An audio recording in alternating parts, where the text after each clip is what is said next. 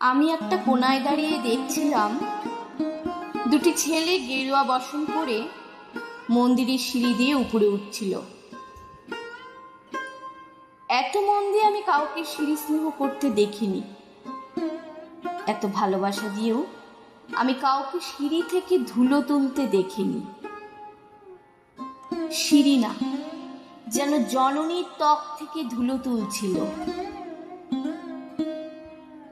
এভাবে সিঁড়ি থেকে ধুলো মুছতে আমি কোথাও দেখিনি।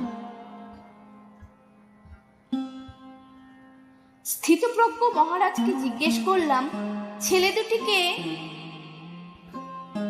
মহারাজ মৃদু হেসে বললেন, একজন নিউক্লিয়ার ফিজিসিস্ট, একজন IBM এর লক্ষ টাকার চাকরি ছেড়ে এখানে এসেছে সিঁড়ি ধুতে।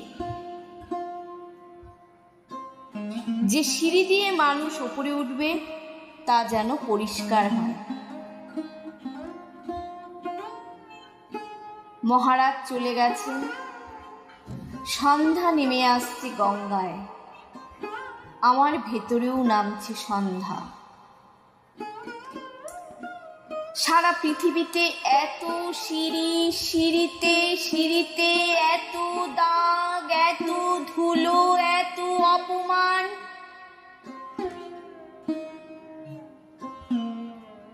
আরতি শুরুর আগে মনে হলো, যে সিঁড়ি মুছতে পারে না সে কোনোদিন মানুষের চোখের জল মুছতে পারবে না।